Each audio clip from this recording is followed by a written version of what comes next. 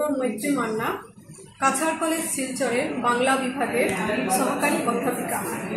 2022 সালে বঙ্গীয় সাহিত্য সংসদ থেকে আমার লেখা এসা শাশ্বত শোককাব্য বইটি প্রকাশিত হয়েছে। এসা কাব্যের কবি হলেন অক্ষয় কুমার বড়াল এবং এই কাব্যটি প্রকাশিত হয়েছিল 1912 সালে।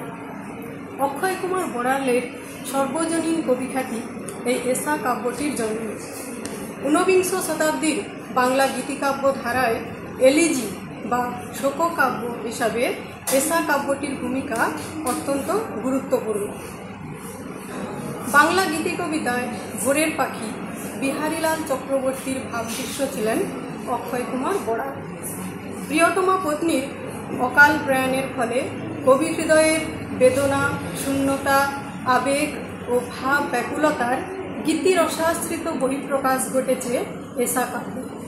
এই কাব্যে কবির ব্যক্তিগত আবেগ ও উপলব্ধি প্রকাশের সঙ্গে সঙ্গে বাস্তব চেতনা, দর্শন চেতনা এবং প্রকৃতি চেতনারও প্রতিফলন ঘটেছে। এসা কাব্যটি সম্পর্কে তথ্য সমৃদ্ধ বিশ্লেষণ করে আমি মোট 12টি প্রবন্ধ উপস্থাপন করেছি এসা শাশ্বত শোককাব্য গ্রন্থটিতে।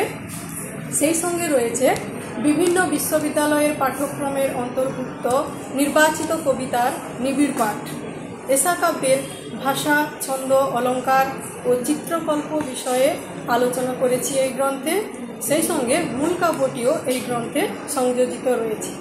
আগ্রহী পাঠক এবং ছাত্রছাত্রীরা বইটি সংগ্রহ করতে পারেন। ধন্যবাদ।